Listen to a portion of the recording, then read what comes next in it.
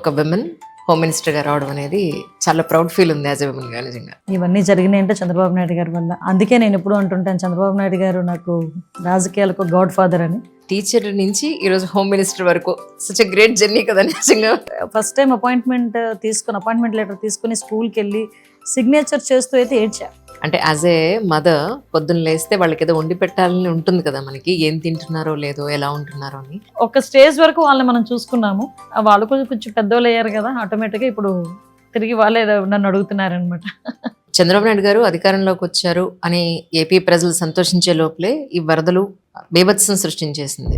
విజయవాడకి వరదలు రావటం అనేది దురదృష్టమే, కానీ చంద్రబాబు నాయుడు గారు ముఖ్యమంత్రిగా ఉన్నప్పుడు రావటం అనేది ఒక అదృష్టం.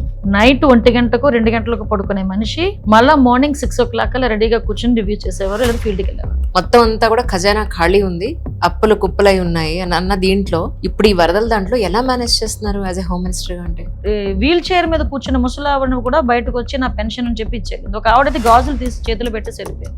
వాళ్ళకి ఇచ్చే సహాయంలో మా పాత్ర కూడా ఉండాలి అని ఒకే ఒక కాన్సెప్ట్తో చంద్రబాబు నాయుడు గారు చేతిలో పెట్టారు. అది తీసుకొచ్చి ఎంత నమ్మకం లేకపోతే ఆయన చేతిలో తీసుకొచ్చి పెడతారండి. అమరావతి పరిస్థితి ఏంటండి?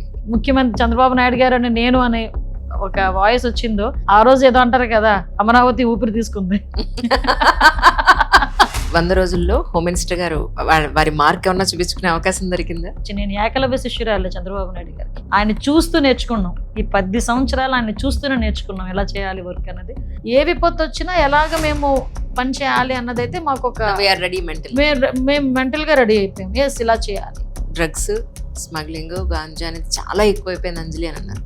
ఇప్పుడు నార్కోటిక్ టాస్క్ ఫోర్స్ అని చెప్పి గాంజా మీద డ్రగ్స్ మీద ఒక స్పెషల్ డ్రైవ్ కూడా పెట్టి నమ్ముతారా, సాక్షాత్తు చంద్రబాబు నాయుడు గారే గాంజా మీద అవేర్నెస్ కి ఒక ప్రోగ్రామ్ కి నేను కూడా అటెండ్ అవుతాను అన్నారు. ఇక్కడ ఏపీలో విమెన్ మీద ఇలాంటి అత్యాచారాలు హత్యలు జరగకుండా ఉండడానికి మీరు ఎలాంటి జాగ్రత్తలు తీసుకుంటున్నారంటే ఏం చెప్తారు?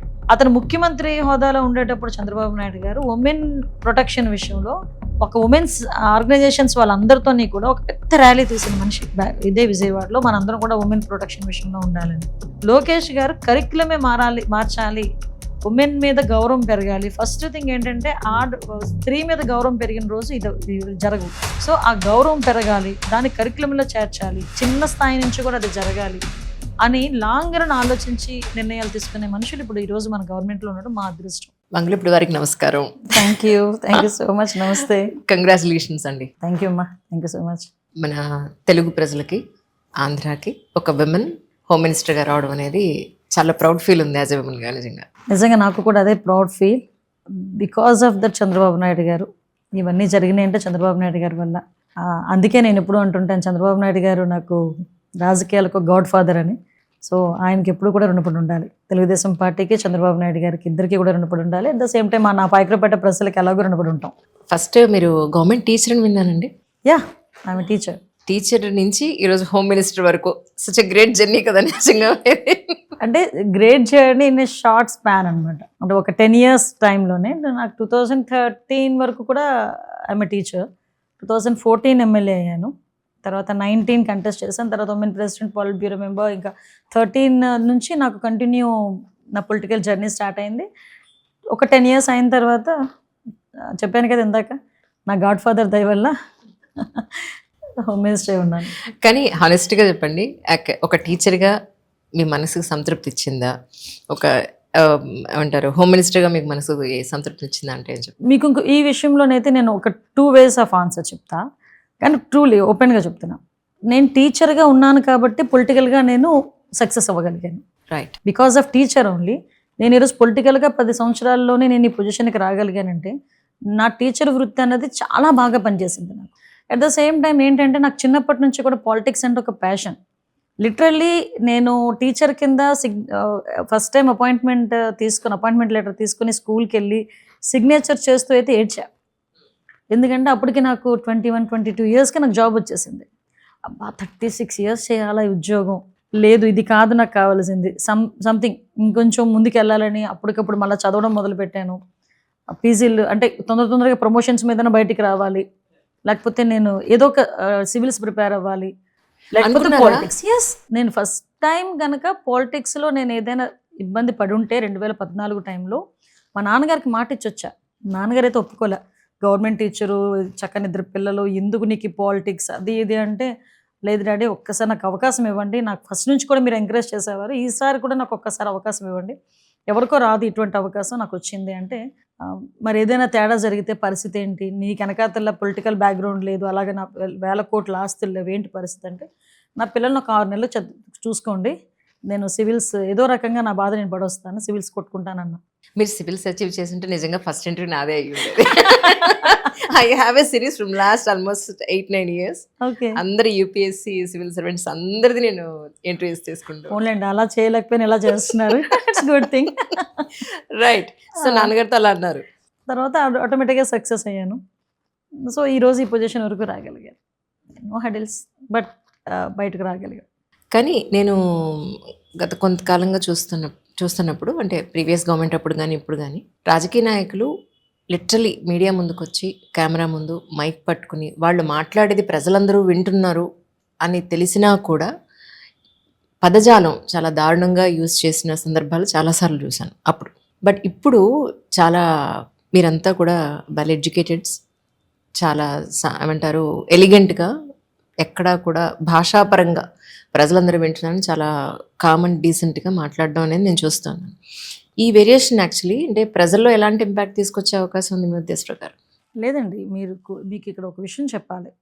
నేను ఎమ్మెల్యేగా ఉండేటప్పుడు 2014 to 19 పీరియడ్లో అసెంబ్లీలో మాట్లాడుతున్నప్పుడు ఒక ఎమ్మెల్యే అటు నుంచి చాలా తీవ్రమైన పదజాలను మాకు వస్తుంది. మీరు అబ్జర్వ్ చేస్తుంటే లాస్ట్ టైం నేను అదే అసెంబ్లీలోని ఒక శాసనసభ్యురాలు మాటలు బట్టి నేను కూడా ఇబ్బంది పడిన సందర్భం కూడా మీకు తెలుసు, చాలా బాధపడిన సందర్భం కూడా తెలుసు.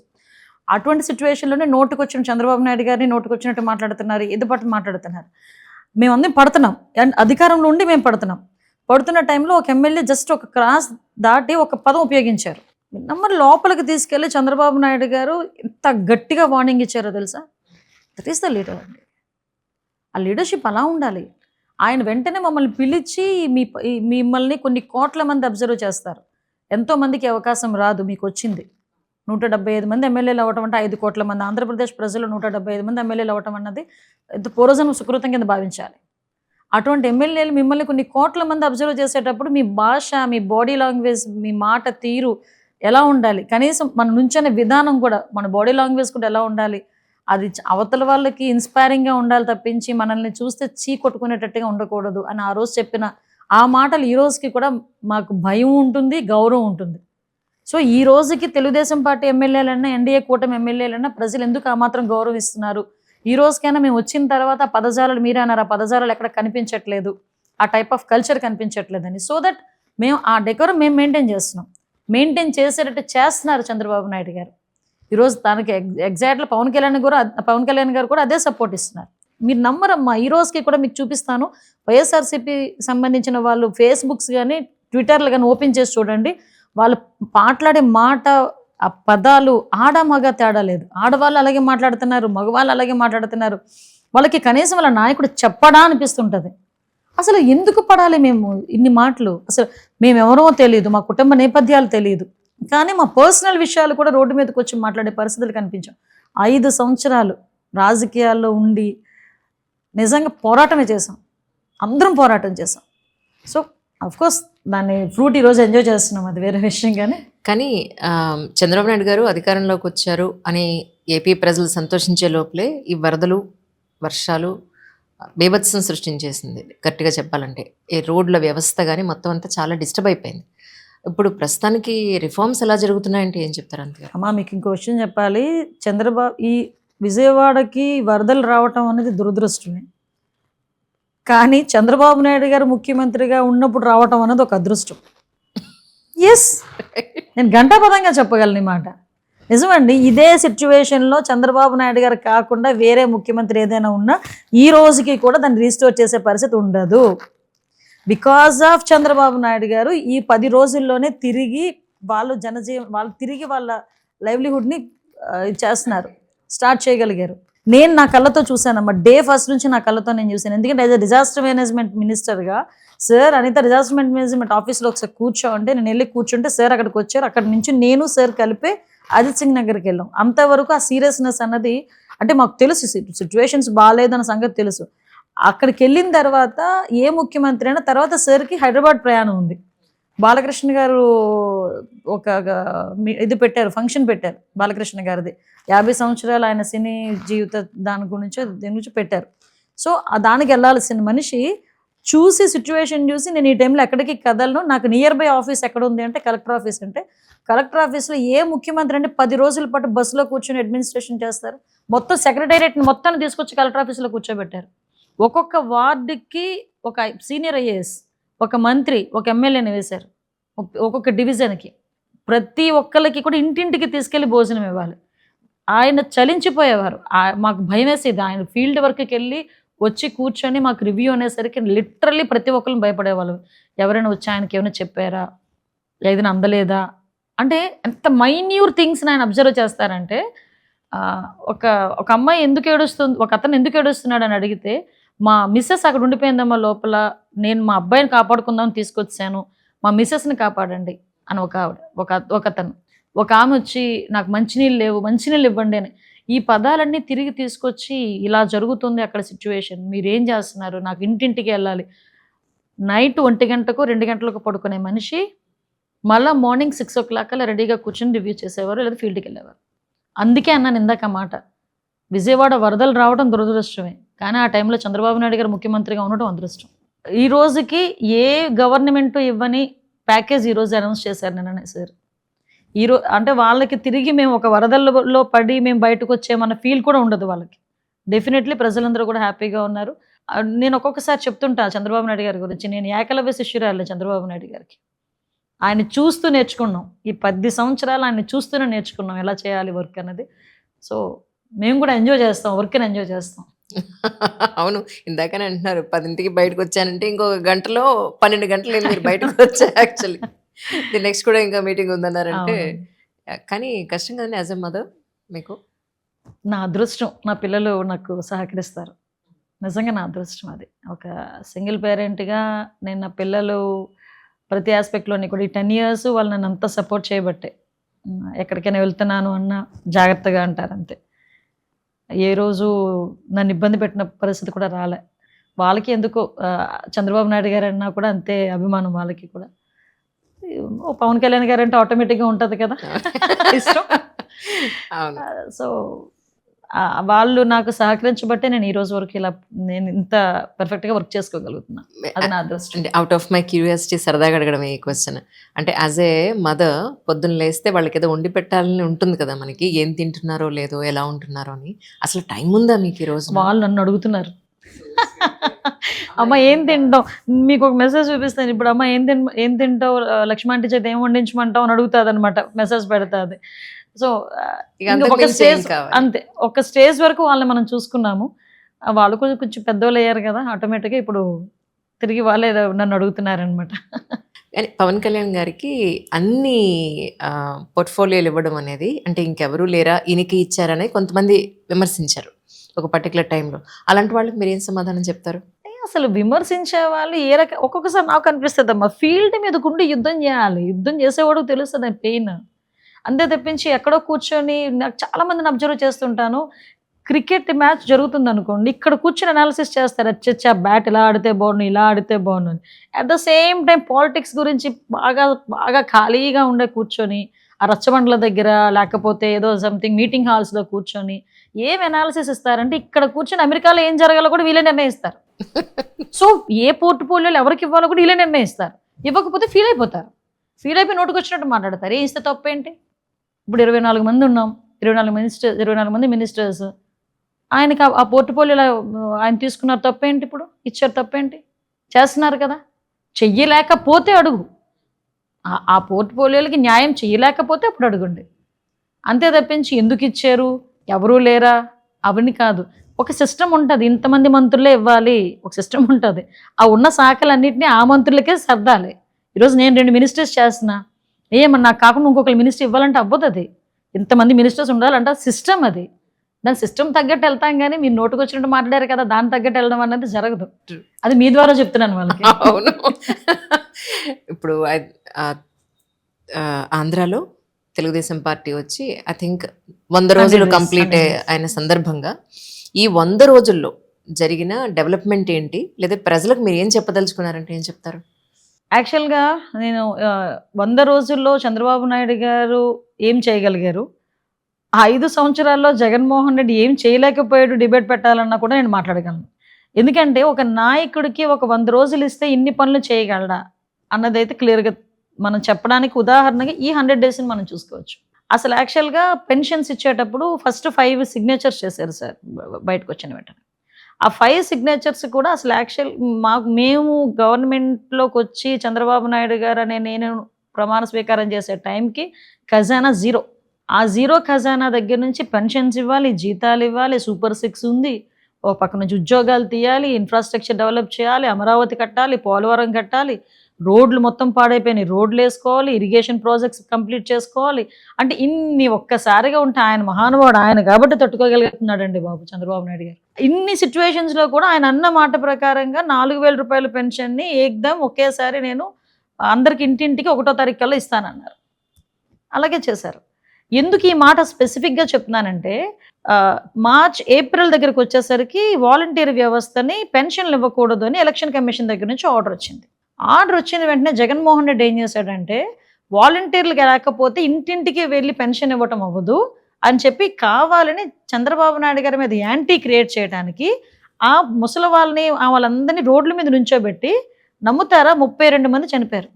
ఆ ఎండలు తట్టుకోలేక ఏప్రిల్ మే ఎండలు అలాంటి ఎండలు.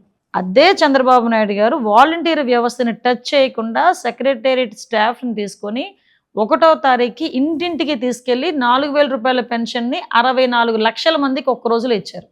దట్ ఈస్ చంద్రబాబు నాయుడు గారు. సో ఎందుకు చెప్తుంది ఈ 100 రోజుల్లో అన్నా క్యాంటీన్లు అప్పుడు పోయినాయి. అన్నా క్యాంటీన్లు మళ్ళీ తీసుకొచ్చి ఇచ్చాం. ల్యాండ్ టైటిలింగ్ యాక్ట్ రద్దు చేస్తామని చెప్పాం. ల్యాండ్ టైటిలింగ్ యాక్ట్ రద్దు చేసాం. అదేవిధంగా మనకి నూతన ఇసుక పాలసీ చెప్పాం. నూతన ఇసుక పాలసీ తీసుకొచ్చాం. 20 లక్షల మంది ఉద్యోగాలకు ఇస్తామన్న భాగంగా మెగా డిఎస్సిలోని ఈరోజు తీసుకొచ్చి అనౌన్స్ చేశారు. మెగా డిఎస్సి ఇచ్చారు. ఈరోజు మద్యం పాలసీ ఈరోజు మళ్ళీ రెన్యువల్ చేశారు. అంటే రికవరీ మళ్ళీ మొత్తం అంతా కలిపి. అవును పాపం మందుబాబులు అందరూ మాకు ఇప్పుడు బ్రాండ్ దొరుకుతుంది. బ్రాండ్లు దొరుకుతున్నాయి. అంటే తిరిగి మంచి అంటే ఇప్పుడు శుభ్రమైన మంచి లిక్కర్ మంచి ప్రైజ్ కి అమ్మాలి అని చెప్పి ఈ రోజే మద్యం పాలసీని కూడా క్యాబినెట్ లో ప్రవేశపెట్టాం. ఇప్పుడు ఎన్టీఆర్ హెల్త్ యూనివర్సిటీ పేరు మార్చేసి వైఎస్ఆర్ హెల్త్ యూనివర్సిటీ అంటే అది మళ్ళీ చేసుకున్నాం. దిశ పోలీస్ స్టేషన్ మార్పు చేసుకొని మళ్ళీ తిరిగి మహిళా పోలీస్ స్టేషన్స్ కింద మళ్ళీ కన్వర్ట్ చేసుకున్నాం. ఇవన్నీ కాక లాస్ట్ 5 సంవత్సరాలు నాకు తెలిసి ఓ 30-40 సార్లు వెళ్ళుంటాడు జగన్మోహన్ రెడ్డి. మా వాళ్ళు తెలియదు ఇంకా ఎక్కువ సార్లు వెళ్ళుంటాడు. నిధులు తీసుకొచ్చేస్తాడేమో అని ఫస్ట్ 10 times వెళ్ళినప్పుడు అనుకున్నారు. కానీ తర్వాత తెలిసిపోయింది కేసులు మాఫీ చేసుకోవడానికి వెళ్తున్నాడు, సూట్ కేసులు అందించడానికి వెళ్తున్నాడు అని చెప్పి తెలిసిపోయింది. కానీ 30 సార్లు 40 సార్లు వెళ్ళిన జగన్మోహన్ రెడ్డి 1 రూపాయి తేలేపాడు. కానీ ఈ 100 రోజుల్లో కేంద్ర ప్రభుత్వం నుంచి అమరావతికి 15,000 కోట్లు, పోలవరానికి 12,500 కోట్లు తీసుకొచ్చిన ఘనత ఎన్డీఏ గవర్నమెంట్ది, చంద్రబాబు నాయుడు గారి. ఈ 100 రోజులు రోజుకు ఒక అచీవ్మెంట్ మేము చూపించగలం. అలా ఉంది పరిస్థితి. కానీ డిఎస్సిది వచ్చిన వెంటనే సంతకం చేయడం అనేది పాపం నిరుద్యోగుల జీవితాల్లో ఒక ఆశ అండి నిజంగా. మీకు విషయం చెప్పిన లాస్ట్ 5 yearsలో ఒక్క నోటిఫికేషన్ లేదు. కానిస్టేబుల్స్కి 6,000 మందికి కానిస్టేబుల్స్కి నోటిఫికేషన్ అనౌన్స్ చేసి మళ్ళీ వీళ్ళే కేసులు పెట్టి వీళ్ళే కోర్టులకి వెళ్ళి ఆపేశారు. ఇప్పటికీ వాళ్ళు తిరుగుతున్నారు మా చుట్టూ. అంటే ఒక్క జాబ్ను కూడా అంటే వాలంటీర్ జాబుల్ని చెప్పి చూపించుకునే పరిస్థితి వచ్చింది. అంటే బీటెక్ చేసేవాడు, ఎంటెక్ చేసేవాడు కూడా 5,000 మందికి వాళ్ళ దగ్గర పని చేయాల్సిందే. అది వాళ్ళ పరిస్థితి. కానీ చంద్రబాబు నాయుడు గారి ఆలోచన ఎలా ఉంటుందంటే నెలకి మినిమం ఒక 50,000 నుంచి 1,00,000 రూపాయలు ఎలా సంపాదించాలన్నది క్రియేట్ చేసే మనిషి చంద్రబాబు నాయుడు గారు. అందుకే చంద్రబాబు నాయుడు గారు అంటే అందరికీ ఒక నమ్మకం. ట్రూ. కానీ ఒకానొకప్పుడు హైటెక్ సిటీ కానీ అక్కడ ఫినాన్షియలీ చాలా స్ట్రాంగ్ కానీ బిజినెస్ కానీ తీసుకొచ్చిన ఘనత చంద్రబాబు నాయుడు గారికి ఉంది. ఇక్కడ చూస్తే తెలంగాణతో కంపేర్ చేస్తే కనుక ఇక్కడ ఇన్కమ్ అనేది చాలా తక్కువ కంపారిటివ్లీ. ఇప్పుడు మొత్తం అంతా కూడా ఖజానా ఖాళీ ఉంది, అప్పులు కుప్పలై ఉన్నాయి అన్న దీంట్లో ఇప్పుడు ఈ వరదల దాంట్లో ఎలా మేనేజ్ చేస్తున్నారు యాజ్ ఎ హోమ్ మినిస్టర్గా? అంటే యాక్చువల్గా వరదల విషయంలో కాంపెన్సేషన్స్ అనౌన్స్ చేసేటప్పుడు మేమందరం అడిగాం group of ministries, sir burden మరీ ఎక్కువగా ఉంటుంది అంటే ఒకటే మాట అన్నారండి ఆయన, అయితే అవుతుంది, మనం కష్టపడదాం, వాళ్ళకి ఈ టైంలో మనం సహాయం చేయకపోతే ఇంకెవరు చేస్తారు, మనం చేయకపోతే ఇంకెవరు చేస్తారు, వాళ్ళకి రిలీఫ్ కావాలి, వాళ్ళు ఆ షాక్ నుంచి బయటికి రావాలి, సో అదేదో మనం కష్టపడదాం అని చెప్తూనే ఈ రిలీఫ్ ఫండ్కి యాక్చువల్గా సీఎం రిలీఫ్ ఫండ్కి ఎంతమంది బయటకు వచ్చి వాళ్ళ తాలూకా అంటే అభిమానాన్ని కానీ వాళ్ళ తాలూకా సహాయ సహకారాలు కానీ అందిస్తున్నారో మీరు చూసారా? వీల్ చైర్ మీద కూర్చున్న ముసలావిడను కూడా బయటకు వచ్చి నా పెన్షన్ అని చెప్పి ఇచ్చేళ్ళింది. ఒక ఆవిడైతే గాజులు తీసి చేతిలో పెట్టేసి వెళ్ళిపోయింది. చిన్నపిల్లలు ₹200, ₹300 వాళ్ళు డిబ్బీలో వేసుకున్నవి కూడా బయటకు తీసుకొచ్చి స్కూల్ పిల్లలు తీసుకొచ్చి చంద్రబాబు నాయుడు గారి చేతిలో పెట్టారు. వాళ్ళు ఏ నమ్మకంతో నాకు ఇచ్చున్నారు వచ్చి వాళ్ళందరూ కూడా. సో అదే నమ్మకాన్ని నేను నిలబెట్టుకోవాలి. మనం కష్టపడదాం కావలిస్తే, ముందు వాళ్ళకి ఇవ్వాల్సింది ఇద్దాం, పెద్ద ప్యాకేజ్ అయినా ప్రాబ్లం లేదు ఇద్దామన్నారు. అందుకే ఆయన అంటే మాకు అదే అభిమానం కూడా. And more over film industry నుంచి చాలా చక్కటి విరాళాలు ప్రజల కోసం చాలా మంది ముందుకు వచ్చారు. అందరూ టీవీ ఆర్టిస్టులు వచ్చారండి, ఫిలిం ఆర్టిస్టులు వచ్చారు, వాళ్ళు కూడా మిగతా చాలా మంది వచ్చారు. ఈరోజు బయటకు చెప్తున్నాను కదా, ఈవెన్ ఉద్యోగస్తులు వాళ్ళు ఒక రోజు జీతాన్ని అందరూ కూడా విరాళంగా ఇచ్చారు తెలుసా. ఈరోజు మా ఎమ్మెల్యేస్ కానీ ఎమ్మెల్సీస్ కానీ వీళ్ళందరూ కూడా ఒక నెల జీతాన్ని విరాళంగా ఇచ్చిన సందర్భం. ఒక హాస్టల్ వార్డెన్స్ అందరూ కలిపి తీసుకొచ్చి వాళ్ళు విరాళంగా ఇచ్చారు. అంటే ఎవరికి తగ్గట్టు వాళ్ళు ఎంతో కొంత తీసుకొచ్చి వాళ్ళకి ఇచ్చే సహాయంలో మా పాత్ర కూడా ఉండాలి అని ఒకే ఒక కాన్సెప్ట్తో చంద్రబాబు నాయుడు గారి చేతిలో పెట్టారండి. అది తీసుకొచ్చి ఎంత నమ్మకం లేకపోతే ఆయన చేతిలో తీసుకొచ్చి పెడతారండి. అమరావతి పరిస్థితి ఏంటండి? ఏం లేదు, మేము చంద్రబాబు నాయుడు గారు ఎప్పుడైతే ముఖ్యమంత్రి చంద్రబాబు నాయుడు గారు అని నేను అనే ఒక వాయిస్ వచ్చిందో ఆ రోజు ఏదో అంటారు కదా, అమరావతి ఊపిరి తీసుకుంది. సో నో ఇష్యూ, అమరావతికి వచ్చింది ఏం లేదు. ఇక్కడ ఆంధ్రప్రదేశ్ రాజధాని అమరావతి. 5 సంవత్సరాలు ఏదో చేద్దామని నరకం చూపించాడు. కానీ అక్కడ ఉన్న మహిళా రైతులు కానీ, అమరావతి ప్రజలు కానీ, రాష్ట్రంలో ఉన్న ప్రజలు కానీ, ఎక్కడైతే విశాఖపట్నాన్ని రాజధానిగా చేస్తానని చెప్పిన ఆ విశాఖపట్నం ప్రజలు కూడా మాకు అమరావతి రాజధానిగా కావాలి అని మాట్లాడే సందర్భం. చంద్రబాబు నాయుడు గారు ముఖ్యమంత్రి అయిన తర్వాత ఫస్ట్ టైం సెక్రటేరియట్కి వెళ్ళినప్పుడు అమరావతి ప్రజలు ఇచ్చిన ట్రీట్ చంద్రబాబు నాయుడు గారికి దారి పొడుగున పూల మీద తీసుకెళ్లారు. లిటరలీ పూల మీద తీసుకెళ్లారు ఆయన. అంతకుమించి ఇంకేం కావాలి. అందుకే ఆయన అమరావతి ఊపిరి తీసుకుంటున్నాను. రైట్. ఏపీ నుంచి ఒక ఆవిడ, ఒక బ్రాహ్మణ ఆవిడ, ఆల్మోస్ట్ ఒక 60 ఏళ్ళు ఉన్నాయి ఆవిడకి. ఆవిడ ఫోన్ చేశారు. తరతరాలుగా ఉన్న ఆస్తులు, ల్యాండ్లు ప్రీవియస్ గవర్నమెంట్ వాళ్ళు మమ్మల్ని చాలా ఇబ్బంది పెట్టి చాలా వరకు వాళ్ళు కబ్జా తీసేసుకున్నారు. అంజలి, మాకు ఇక్కడ గవర్నమెంట్లో మాకు ఎవరు తెలియదు, మా ల్యాండ్లు కొంచెం మాకు ఇప్పించగలుగుతావా అని. సో ఆ పాయింట్లో అలాంటి వాళ్ళకి మీరు ఏం భరోసా ఇస్తారు? యాక్చువల్గా ఇలాంటి వాళ్ళు మీ వరకు వచ్చింది ఒకటే కేసు అమ్మా. మా వరకు వచ్చింది కొన్ని, చంద్రబాబు నాయుడు గారి వరకు వెళ్ళింది కొన్ని వేలు లక్షల కేసులు ఉన్నాయి. ఎందుకంటే వైజాగ్ లాంటి సిటీస్లో ఒక 100 గజాల స్థలం ఉందంటే దాన్ని కాపాడుకోవడానికి ఒక మనిషిని అక్కడ పెట్టుకునే పరిస్థితులు. ఎప్పుడు ల్యాండ్ 22 ఏళ్ళకి వెళ్ళిపోతుందో తెలియదు. అలా చేసిన సందర్భంలో ఇలాగ చాలా మంది ఉన్నారనే రెవెన్యూ మినిస్టర్ గారు, మన అనగానే సత్యప్రసాద్ గారుకి చంద్రబాబు నాయుడు గారు ఆదేశాలు ఇచ్చారు. ఏమని, ఇలాంటి సిచ్యువేషన్స్ ఉన్నాయి, ఒక 1 month డ్రైవ్ పెట్టండి. ఎవరెవరైతే వాళ్ళ భూములు కోల్పోయారో వాళ్ళందరినీ వచ్చి రిజిస్టర్ చేసుకుంటే వాళ్ళందరికీ ఎస్ ప్లీజ్ మా తప్పకుండా మీరు నాకు ఇవ్వండి, నేను ఇమీడియట్గా మినిస్టర్ గారికి ఇస్తాను. అక్కడ వాళ్ళకి ఏమైనా పోలీస్ పరంగా వాళ్ళకి ఏదైనా సపోర్ట్ కావాలంటే నేను చేస్తాను, రెవెన్యూ పరంగా సపోర్ట్ కావాలంటే మంత్రి గారు ఉన్నారు, సీఎం గారి దృష్టి కూడా తీసుకెళ్తాను డెఫినెట్గా. ఈ కార్యక్రమం ఆల్రెడీ శ్రీకారం చుట్టారు. సో ఎవరికైనా ఎటువంటి ప్రాబ్లం వచ్చినా వాళ్ళు కంపల్సరీగా వెళ్ళి ఆ లోకల్ కలెక్టర్ గారికి వాళ్ళకి ఇన్ఫార్మ్ చేసుకుంటే వాళ్ళకి ఇమీడియట్గా న్యాయం జరుగుతుంది. దాని గురించి చెప్తున్నాను కదండి, చంద్రబాబు నాయుడు గారి దగ్గర ఇలాంటి ఆటలు సాగవు. కాబట్టి బాధితులు ఎవరైతే ఉన్నారో వాళ్ళకి కంపల్సరీ న్యాయం జరుగుద్ది. కానీ కూటమి అధికారంలోకి వచ్చిన తర్వాత, చంద్రబాబు నాయుడు గారు సీఎం అయిన తర్వాత వైఎస్ఆర్సీపీ లీడర్స్ మీద కక్ష సాధింపు చర్యలు చేస్తున్నారు. భరత్ గారు ఎవ్రీడే ఇన్స్టాగ్రామ్లో ఒక వీడియో పెడుతూ ఉన్నారు. విజయవాడ భరత్ గారు మమ్మల్ని ఇలా కొట్టేశారు, కొంతమంది చంపేశారు, కొన్ని కూలగొట్టేశారు అని. ఇది ఎంతవరకు నిజం అంటారు? ఇప్పుడు అది దాస్తే దాగే పరిస్థితి కాదండి. మీకు విషయం చెప్పనా, నేను ఇది బెదిరించి మాట్లాడట్లేదు, లేకపోతే నేనేమి దాన్ని ఏమంటారు హెడ్ స్ట్రాంగ్తో నేను మాట్లాడట్లేదు. నిజంగా మాకు అదే గనక ఉద్దేశం ఉండుంటే 164 సీట్లు ఇచ్చి కేవలం 11 సీట్లతో నిన్ను కూర్చోబెట్టిన తర్వాత కనీసం వైఎస్ఆర్సీపీ నాయకుడిని రోడ్డు మీద తిరగనిస్తామా? మాకు ఆ యాటిట్యూడ్ ఉంటే ఈ రోజుకి కూడా సోషల్ మీడియాలో నోటికొచ్చినట్టు వాగుతున్నా కూడా యాజ్ పర్ ప్రొసీజర్ మేము చెయ్యాలి అనుకుంటున్నామే తప్పించి మీకు రాత్రులు గోడలు దూకి లైట్లు ఆపేసి తీసుకొచ్చి మొత్తం ఊర్లని తిప్పి తీసుకొచ్చి పెట్టాలని మేము ఏ రోజు అనుకోలేదే. ఏ నాయకుడిని మేము కక్ష సాధింపుగా అరెస్ట్ చేసామో చెప్పమనండి. వీళ్ళకి ఏంటంటే భయం అన్నమాట. ఏదో అంటారు కదా, గుమ్మడికాయలు దొంగంటే భుజాలు తొడుకుంటున్నట్టు వీళ్ళు మేము ఏదైనా కేసు అన్నాం అనుకోండి, అమ్మో మా మీదే వచ్చారని ఫీలింగ్. అది ఏం జరుగుతుంది అసలు ఇక్కడ? నిజంగా అలా అనుకుంటే కనుక ఎన్ని మాట్లాడి పెద్ద మనుషులందరూ ఈరోజు ఎంత ధైర్యంగా తిరుగుతున్నారండి. ఆంధ్రప్రదేశ్లో. Right. Even civil servants point of వ్యూలో కూడా చాలా మందిని ఇక్కడ వాళ్ళు చేసిన పనులకు ఏదైతే ఉందో వాళ్ళని కూడా క్షమించే పరిస్థితి లేకుండానే లాస్ట్ టైం యాక్షన్ తీసుకున్నారు యాక్చువల్లీ, టు ఫ్రాంక్. నేను సివిల్ సర్వీసెస్ వాళ్ళకి అవనియండి, జనరల్గా ఉన్న ఉద్యోగస్తులకైనా మీకు రాజకీయాలు ఎందుకబ్బా, మేము 5 సంవత్సరాలు ఉండేవాళ్ళని, మీరు 30 సంవత్సరాలు ఉండేవాళ్ళు, మీరు మా మాట పట్టుకొని మీకు నచ్చినట్టు ఏదో సభాష్ అంటాడు, అవతలోడు కూర్చోబెడతాడు, పక్కన కూర్చోబెడతాడు, కాఫీ ఇస్తాడు, లేకపోతే సభాష్ అంటాడు అని ఆలోచించుకొని మీరు చెయ్యరాని పనులు చేస్తే ఏమవుతుంది ఈరోజు? హెడ్ మాస్టర్ అమ్మాయిగా టీచర్గా కరెక్ట్ చెప్పారు. అంతే కదా. అవును అవును.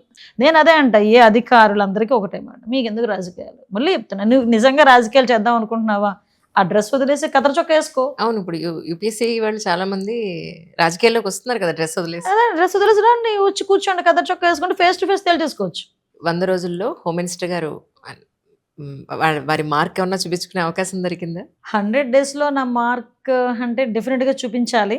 ఎందుకంటే ఫస్ట్ నుంచి కూడా హోమ్ డిపార్ట్మెంట్ మీద, డిజాస్టర్ మేనేజ్మెంట్, ఈ 2 ఇష్యూస్ మీద కూడా నేర్చుకోవాలి. ఫస్ట్ వాట్ ఈజ్ వాట్ అనేది నేర్చుకోవాలి. నెక్స్ట్ చాలామంది ఇప్పుడు ఇందాక మీతో మాట్లాడినట్టుగా జనాల ఎక్స్పెక్టేషన్ కూడా చాలా ఎక్కువగా ఉంది. సో దానికి తగ్గట్టుగా నేను వర్క్ చేయాలి. కాబట్టి అట్ ద సేమ్ టైం అక్కడ ఉన్న పోలీస్ డిపార్ట్మెంట్ వాళ్ళ కష్టాలు, ఆ వాటి గురించి కూడా ఆలోచించాలి. బోత్ ఈ రెండింటి మీద కూడా మ్యాక్సిమం అందరితోని కూడా, ఎస్పీస్ అందరితోని కూడా రివ్యూస్ పెట్టుకున్నాం, డీజీపీ ఆఫీస్లో కూర్చొని అన్ని విషయాలు మాట్లాడుకున్నాం.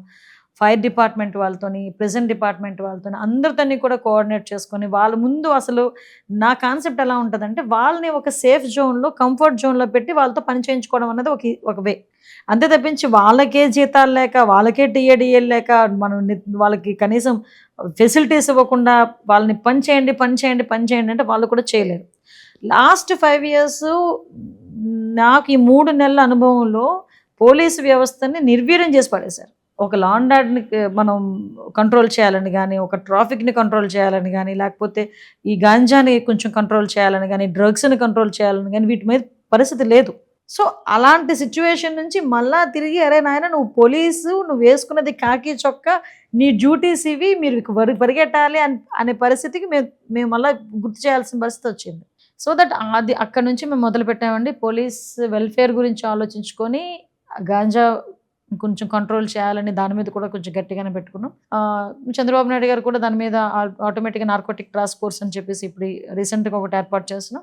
సో ఇవన్నీ కూడా చేస్తూ డిజాస్టర్ మేనేజ్మెంట్లో కూడా మొన్న చంద్రబాబు నాయుడు గారు ఇచ్చిన గైడెన్స్, మొన్న విపత్తులు ఏదైతే వచ్చినాయో, మనకి ఫ్లడ్స్ ఏవైతే వచ్చినాయో, ఆ ఫ్లడ్స్లోని ఆయన చేసిన పని, ఇవన్నీ కూడా నాకు ఒక లెర్నింగ్ పొజిషన్ అనమాట. ఇప్పుడు great experience. So great experience. Next ఎటువంటివి రాకూడదు, ఏ విపత్తులు రాకూడదు, ఏ విపత్తు వచ్చినా ఎలాగ మేము పని చేయాలి అన్నదైతే మాకు ఒక, మేము మెంటల్గా రెడీ అయిపోయాం. ఎస్ ఇలా చేయాలి అని చెప్పి రెడీ అయిపోయాం. రైట్. కానీ లాస్ట్ టైం శ్రీభరత్ గారు వైజాగ్లో మాట్లాడినప్పుడు ఇక్కడ డ్రగ్స్ స్మగ్లింగ్, గాంజా అనేది చాలా ఎక్కువైపోయింది అంజలి అని అన్నారు.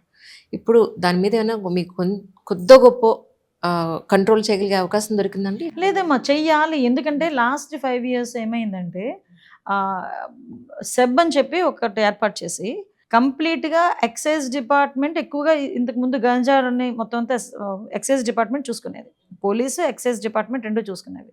కనీసం గంజా తోటలు తగలబెట్టడం అనో, గాంజా చేసిన వాళ్ళు కేసులు పెట్టడం అని ఇవన్నీ కూడా జరిగేవి. సెబ్ అనేది ఏర్పాటు చేసిన తర్వాత 2 years కంప్లీట్గా గాంజా మీద వాళ్ళు వెళ్ళలే. ఎక్సైజ్ డిపార్ట్మెంట్లో కొంతమందిని వీళ్ళు సెబ్ అని చెప్పి తీసుకొని వీళ్ళు దేనికి చేశారంటే, లిక్కర్ శాండ్కి కాపలా పెట్టారు. లిటరల్లీ చెప్తున్నాను నేను ఈరోజు.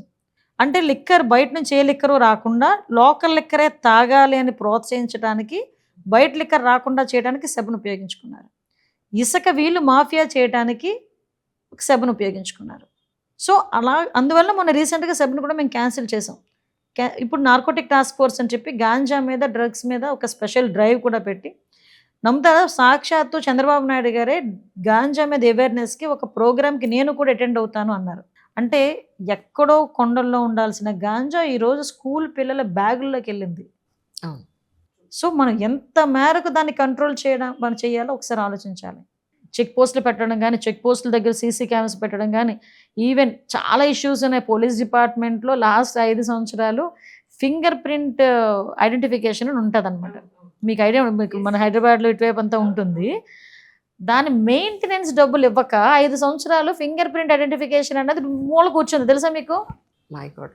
ఎలక్షన్ డ్యూటీస్ చేసేటప్పుడు ఈ వాకీ టాకీస్ ఉంటాయి కదా, కమ్యూనికేట్, అవి లేక పక్కన తెలంగాణ రాష్ట్రం నుంచి తెచ్చుకున్నాం. అంటే లాస్ట్ 5 సంవత్సరాలు ఒక చిన్న మైన్యూట్ పాయింట్ కూడా ఎలాంటి పరిస్థితి ఉంది, ఎలాంటి పరిస్థితి అని చెప్పడానికి మీకు ఎగ్జాంపుల్స్ చెప్పాలి. మళ్ళీ వీటన్నిటినీ కూడా పెద్దానికి చెప్తే మొన్న రీసెంట్గా ఒక మీటింగ్లో కూర్చొని మళ్ళీ ఇవన్నీ కూడా రిస్టోర్ చేయండి అని చెప్పి చంద్రబాబు నాయుడు గారు మాకు ఆదేశాలు ఇవ్వటం, మళ్ళీ యాజ్ టీజ్గా మళ్ళీ రెగ్యులర్ ప్రొసీజర్లోకి ఈరోజు డిపార్ట్మెంట్ అన్నది పడింది. వైజాగ్లో భరత్ గారి యూనివర్సిటీ ఆపోజిట్లో కొండ మీద కొండని మొత్తం అంతా తొలిచేసి అక్కడ ఒక పెద్ద మహల్ కట్టారు అని. ఏం చేశారండి ఇది ఇప్పుడు ఫైనల్గా? దాన్ని ఏం చేయాలని మేము ఆలోచిస్తున్నాం.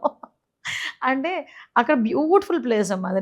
నేను వైజాగ్ అమ్మాయినే కదా, సో చాలా బ్యూటిఫుల్ ప్లేస్ అది. రిషికొండ, అక్కడ గీతం కాలేజ్, ఆ రిషికొండ అది రోజు రోజుకి ఏదో అంటారు కదా గుండు కొట్టించినట్టుగా కొట్టించేసి వాళ్ళు ఎంత తెలివైన వాళ్ళు అంటే ఆ పక్కన ఆ టైంలో ఒక సమ్మిట్ పెట్టారు, ఇన్వెస్ట్మెంట్ సమ్మిట్ పెట్టారు. ఈ ఫ్లైట్ నుంచి వచ్చిన వాళ్ళు అది చూస్తారేమో అని చెప్పి దానికి గ్రీన్ కవర్ వేసారనమాట. నేను వెళ్ళి చూసాను, చూసారు కదా గ్రీన్ క్లాత్ ఉంది. విషయం ఏంటంటే అది ఇంకా ఒకసారి ఆలోచించుకొని దాన్ని ఏం చేయాలన్నది ఆలోచించుకోవాలన్నమాట. ఇప్పుడు ఏదో అంటారు కదా మనకి మ్యూజియంస్ అలాంటివి ఏదో పెడతారు కదా, ఎంటీగా ఉంది రైట్ నౌ. అయితే ప్రస్తుతానికి ఎంటీగా. పోలవరం పరిస్థితి ఏంటండి? లాస్ట్ టైం కొన్ని షార్ట్స్, రీల్స్, వీడియోస్ లో అసలు మాకు అక్కడ ఏమీ అర్థం కాలేదని ఒకళ్ళు అంటారు, ఇంకొకళ్ళు అంటారు అసలు మేమే చేసాం 50%, వాళ్ళు ఏమీ చేయలేదు అంటారు. అసలు ప్రజెంట్ సిచ్యువేషన్ ఏంటి మీ ఉద్దేశ ప్రకారం? ఇంకెంతకాలం? అదండి వాళ్ళకి ఏమీ అర్థం కాదు. తెలిసినోడికి అయితే అర్థం అవుతుంది, తెలియనోడికి ఏం అర్థం అవుతుంది? వాడికి టీఎంసీ అంటే తెలియదు, డయాఫ్రమ్ వాల్ అంటే తెలియదు, వాడు ఇరిగేషన్ మినిస్టర్ అయిపోయి అక్కడ కూర్చొని ఫోటోలు తీయించుకోవడానికి ఇరిగేషన్ మినిస్టర్ లేదు అనుకుంటే తొడలగొట్టడానికి అసెంబ్లీలో కూర్చొని. అది కాదు కదా. మొన్న మీరు ఇరిగేషన్ మినిస్టర్ అంటే ఎలా ఉండాలో మొన్న మా రామానాయుడు గారు చూపించారు. బుడమేరు ఇష్యూ క్లియర్ అయ్యి మనకు ప్రాబ్లం జరిగిన తర్వాత దాన్ని బ్రీచ్ క్లోజ్ చేయడానికి 3 రోజులు రాత్రి పగలు అక్కడ కూర్చొని చేశాడు ఆయన. పోలవరం సిచ్యువేషన్ ఎలా ఉందో క్లియర్గా ఈరోజు ఎక్స్ప్లెయిన్ చేయగలరు. చంద్రబాబు నాయుడు గారికి పూర్తి అవగాహన ఉంది కాబట్టి ఈరోజు మనం కేంద్ర ప్రభుత్వం నుంచి డబ్బులు తెచ్చుకోగలిగాం పోలవరానికి. పోలవరం పూర్తి చేసే దాని మీద కమిట్మెంట్తో ఉన్నాం కాబట్టి ఈరోజు ధైర్యంగా చెప్పగలుగుతున్నాం మేము పోలవరాన్ని పూర్తి చేస్తామని చెప్పి. యాక్చువల్లీ కలకటాలో జరిగిన women rape and murder case గురించి కానీ, లేకపోతే ఢిల్లీలో జరిగిన ఇష్యూస్ గురించి కానీ, విమెన్ మీద జరిగే అట్రాసిటీస్ ఇవన్నీ కూడా, అండ్ హైదరాబాద్లో కూడా చాలా హెవీగానే జరుగుతున్నాయి. ఇవన్నీ చూసినప్పుడు ఇక్కడ ఏపీలో విమెన్ మీద ఇలాంటి అత్యాచారాలు, హత్యలు జరగకుండా ఉండడానికి మీరు ఎలాంటి జాగ్రత్తలు తీసుకుంటున్నారంటే ఏం చెప్తారు?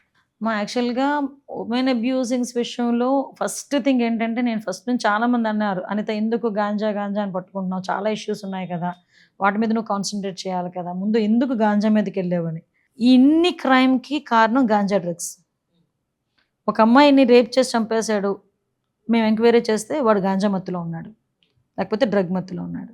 ఒక చిన్న పిల్ల మీద అబ్యూస్ ఏంటంటే వాడు మత్తులో ఉన్నాడు. చంటి పిల్లల మీద కూడా అత్యాచారాలు జరుగుతున్నాయి, ఏంటి ప్రాబ్లం? వాడు గాంజా మత్తులో ఉన్నాడు.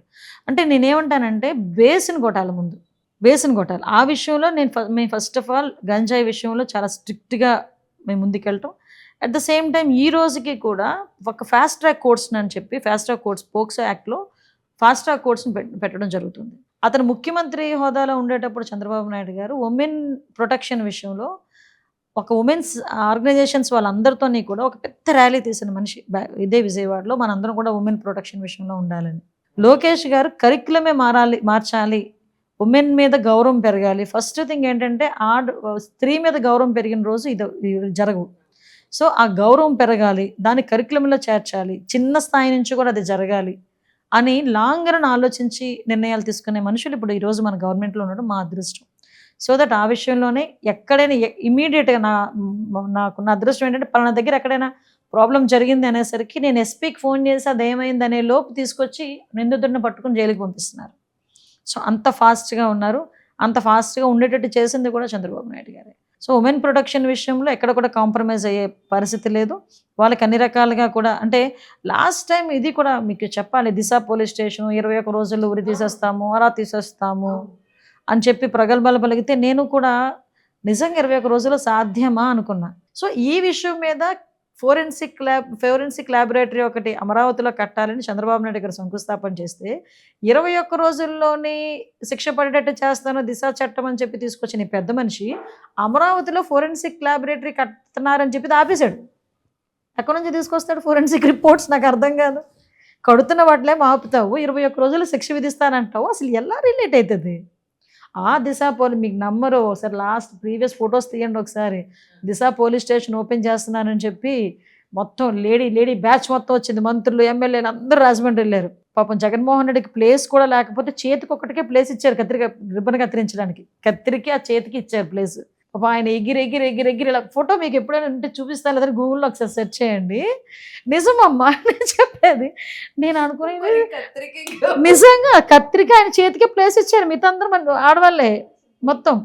అంత ప్రెస్టేజియస్గా తీసుకెళ్ళి కట్ చేస్తే, ఆ సీన్ కట్ చేస్తే ఏమైందో తెలుసా? నవ్వకూడదు. సాయంత్రం అయ్యేసరికి ఒక ఆడపిల్లని గ్యాంగ్ రేప్ చేసి 3 రోజుల నుంచి 7 గ్యాంగ్ రేప్ చేసి ఎంత ధైర్యంతో తీసుకొచ్చి అదే దిశ పోలీస్ స్టేషన్ ఏదైతే జగన్మోహన్ రెడ్డి ఓపెన్ చేశాడో అదే పోలీస్ స్టేషన్ ముందు వదిలేసి వెళ్ళిపోయారు. అంటే అంత భయంకరమైన సిచ్యువేషన్స్ని ఫేస్ చేశారు ఆంధ్రప్రదేశ్ ప్రజలు. Now they are happy, they are secured now. కానీ ప్రకాశం బ్యారేజ్ కూల్ చేయడానికి ఒక కుట్ర జరిగింది అనేది ఒక సోషల్ మీడియాలో ఒకటి నడుస్తుందండి. ఎంతవరకు నిజమంటారు? అంటే మేమేదో రాజకీయం చేసేసాము, మేమేదో రాజకీయంగా మేము మాట్లాడేస్తున్నాము అన్నది కాదు. మీరు ఒక కామన్గా, మీరు ఒక అన్ని చూసే వ్యక్తిగా, ఒక కామన్ ఉమెన్గా మీరు ఒకసారి ఆలోచించండి. 14.4 క్యూసెక్స్ వాటర్ ఫ్లో ప్రకాశం బ్యారేజ్ కెపాసిటీ 11.9 ప్రకాశం బ్యారేజ్ కెపాసిటీ. ఆ రోజున్న water flow 11.4 lakh cusecs water ఆ రోజు వచ్చింది. ఒక పక్క నుంచి జనాలు మునిగిపోయారు, అక్కడ ఇబ్బందులు పడుతున్నారు, ఒక పక్క నుంచి టెన్షన్. 11,90,000 క్యూసెక్ వాటర్ వస్తే పరిస్థితి ఏంటి అన్నది మా టెన్షన్. సో ఈ టెన్షన్స్ మధ్యలో సడన్గా మాకు ఫోన్ వచ్చింది, ఇలాగ వచ్చి గుద్దుకొని మా అక్కడ కొంచెం ఆ వాల్ అది చిన్న డ్యామేజ్ అయింది. సో కొంచెం అది మనకి ఇబ్బంది అవుతుంది, అక్కడ అలా ఆగిపోయినాయి, ఏంటి పరిస్థితి అని చెప్పి ఎంక్వైరీ చేస్తే ఆ 3టికి కూడా వైఎస్ఆర్సీపీ కలర్స్. ఆ 3 బోట్లకి వైఎస్ఆర్సీపీ కలర్స్. 3 బోట్ల యజమాని ఒకడే వైఎస్ఆర్సీపీ నాయకుడు తాలూకా మనిషి. ఆ తలసిల రఘురాము, ఆ నందిగాం సురేష్ తాలూకా మనుషులు తాలూకా బోట్లు అవి. పరిస్థితి చూస్తే అందులో ఇసుక ఉంది. అంత పెద్ద బోట్, దగ్గర 40 టన్నులు ఉన్న బోటు మీరు వాటర్ ఫ్లోలోకి వెళ్ళిపోకుండా ఉండాలంటే నైలాన్ తాడు పెట్టి కడతారా, ఇనుప గొలుసులు పెట్టి కట్టాలా? జస్ట్ ఒక నైలాన్ తాడు పెట్టి కట్టారు. పోనీ ఏదో తాడు పెట్టి కట్టారు అనుకోండి. దగ్గర అది అవతల ఉద్దనరాయనపాలెంలో ఉండాల్సిన ఒడ్డున ఉండాల్సిన బోట్లు ఇక్కడికి వచ్చినాయి, అదొకటి. నెక్స్ట్ ఇంకోటి ఏంటంటే అదే ఒడ్డున 200 బోట్లు పైగా ఉన్నాయి. ఇంతకన్నా తేలికైన బోట్లు కూడా చాలా ఉన్నాయి. ఏ బోట్లు కదలలే. ఈ 5 బోట్లు కదిలినాయి. అందులో ఒకటి కొట్టుకుపోయింది, ఒకటి మునిగిపోయింది. ఈ 3 బోట్లు వచ్చి కొట్టడం కౌంటర్ వెయిట్ దెబ్బతినింది. అది ఏదైనా చిన్న తేడా జరిగి ఆ బ్రిడ్జ్ కనుక ఏదైనా అయ్యుంటే 11.4 లక్షల క్యూసెక్ల వాటర్ కనుక బయటకు వచ్చి విజయవాడ పరిసర ప్రాంతాలు, విజయవాడ గుంటూరు మీద పడుంటే ఎన్ని వేల మంది చనిపోయేవారమ్మా. నేనేమంటానంటే, అరే మేము ఫస్ట్ నుంచి సైకో జగన్ అంటే చాలామంది మమ్మల్ని ఏదో అనేవారు. మరి ఇలాంటి పని చేస్తే సైకో జగన్ అనరా? అంత పెద్ద ఇష్యూ అసలు నాకైతే మతిపోయింది. మాకు అరే ఏమైనా జరుగుంటే ఎంతమంది ప్రాణాలు బలి తీసుకుంటావు అంటే, చంద్రబాబు నాయుడు మీద నీకు కసి ఉండొచ్చు, చంద్రబాబు నాయుడు గారి గవర్నమెంట్ మీద నీకు బాధ ఉండొచ్చు, కానీ దాన్ని నువ్వు ఇంకా ఏదైనా బెటర్ వేలో ఆలోచించాలి తప్పించి ఇంత నీచంగా ఆలోచిస్తావా? అమ్మ, ఒక్కొక్క కౌంటర్ వెయిట్ బరువు ఎంతో తెలుసా? 16 టన్నులు, 17 టన్నులు. అలాంటిది కూడా డ్యామేజ్ అయింది అక్కడ కౌంటర్ వెయిట్స్ అని. నిజంగా అది కుట్రలో, అది సోషల్ మీడియాలో రావడం కాదమ్మా, అది నిజంగా జరిగింది కుట్రే. అది ఇది ప్రజలందరూ కూడా గమనించాలి. అంటే వాళ్ళు ఇన్స్టాగ్రామ్లో పెట్టింది ఏంటంటే, మేము నిజంగానే అలా చేస్తున్నట్టయితే ఆ బోట్స్ మీద మా పార్టీకి సంబంధించిన ముద్ర ఎందుకు వేసుకుంటాము అని. ఇంకొకటి అయితే అంతాడు, ఇంకొకరిని అడిగితే ఎందుకు ఇస్తాడండి? వాడు పార్టీ వాడు కాబట్టి ఇచ్చుకున్నాడు. పోనీ నాకు అఫ్కోర్స్ సమాధుల మీద కూడా రంగులు వేసుకునేవాడు అండి మనోడు.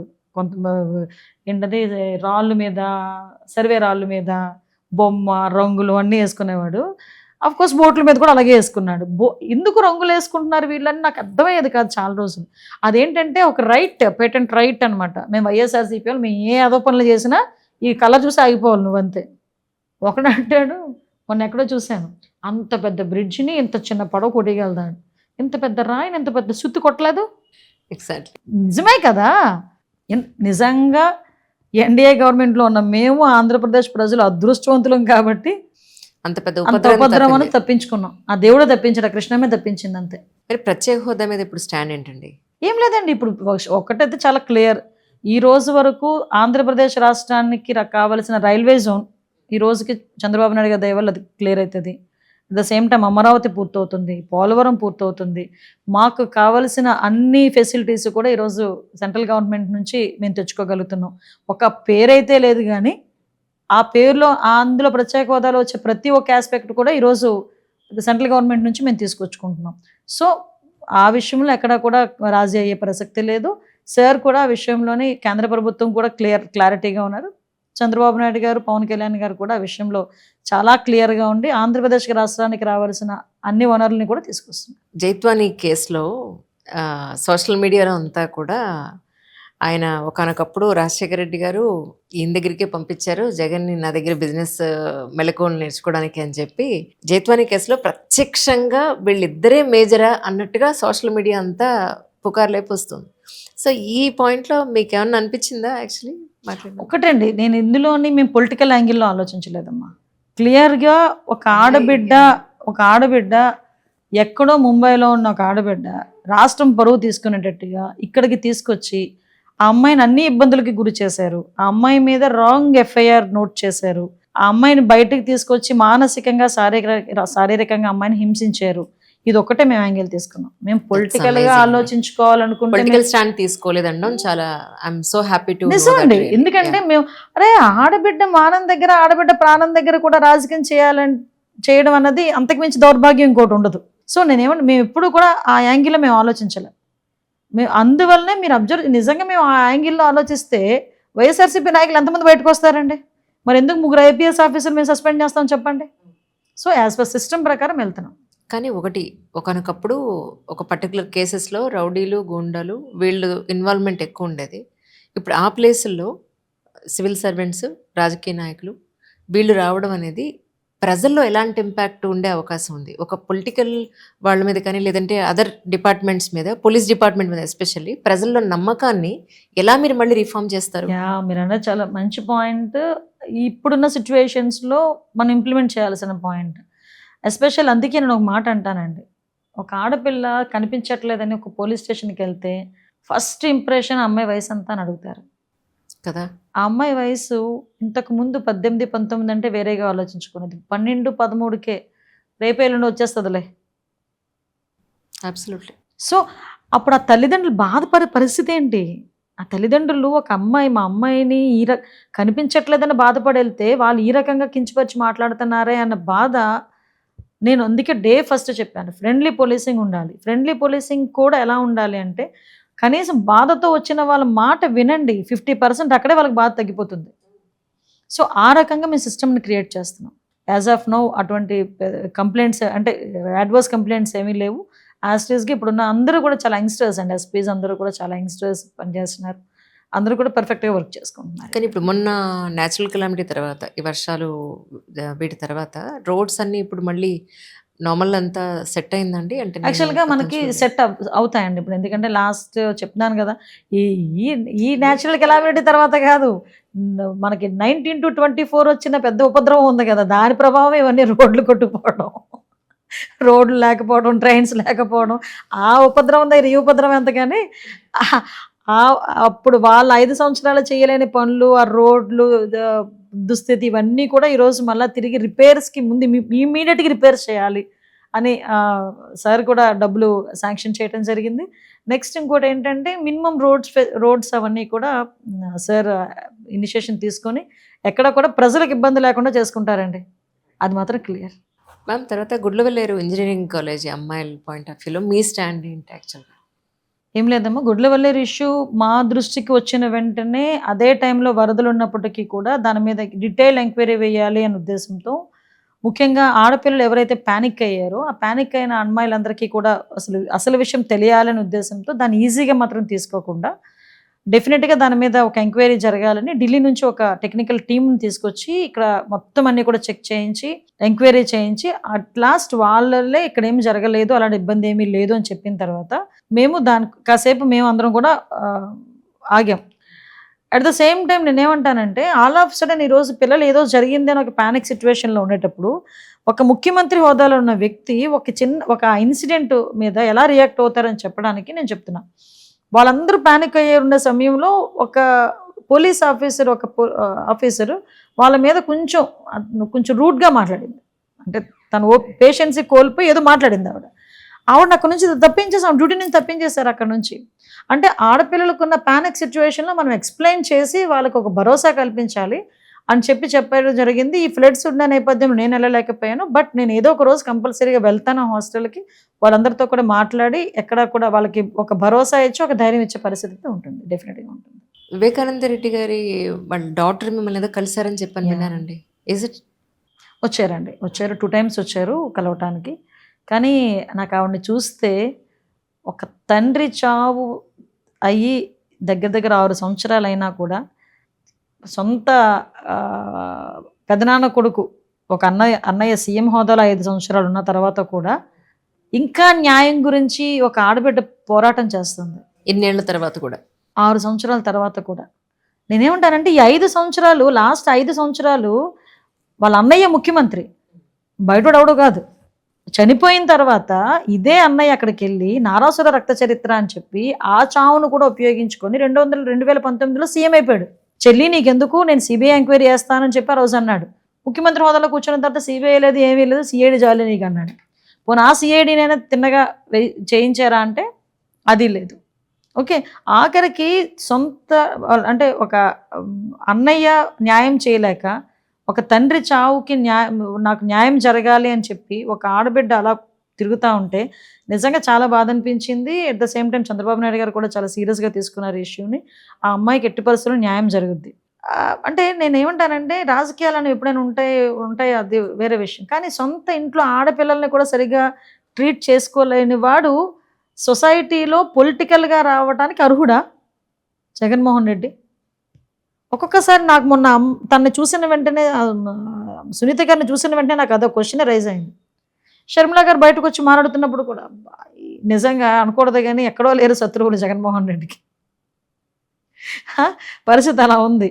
అందువల్ల ఒక్కొక్కసారి పొలిటికల్ అనిపిస్తుంటుంది. ఈయన సొసైటీ చంద్రబాబు నాయుడు గారు రాజకీయాలు ఉండడానికి అర్హుడు కాదని మాట్లాడుతుంటాడు. ఈయన అసలు నువ్వు సొసైటీలో ఉండడానికి అర్హుడు కాదు. నువ్వు జగన్మోహన్ రెడ్డి అనే వ్యక్తి సొసైటీలో ఉండడానికి అర్హుడు కాదు. ఏమన్నా ఏదో అంటారు కదా, ఆంధ్రప్రదేశ్ ప్రజల దురదృష్టం ఒక్కోసారి ఆ మనిషిని రాజకీయాల్లో చూడటం. మనం అనుకున్నట్టు మీరు వచ్చి కరెక్ట్గా 12 గంటలు దాటిపోయింది అడుగు బయట పెట్టి. But thank you so much for time అండి. Thank you. మీరు చాలా ఓపిక్గా. My pleasure. అంటే యాక్చువల్గా పొలిటికల్ ఇంటర్వ్యూస్ చేయటం అనేది, అంటే నేను మిమ్మల్ని చూస్తుంటాను, మీరు చాలామంది ఇంటర్వ్యూ చేస్తుంటారు, కానీ పొలిటికల్ ఇంటర్వ్యూస్ అనేది కొంచెం కష్టమే కదా, ఎందుకంటే మేము చెప్పేదంతా వినాలి కదా మీరు. సో దట్ అందుకో చెప్తున్నా. Thank you so much. Thank you so much.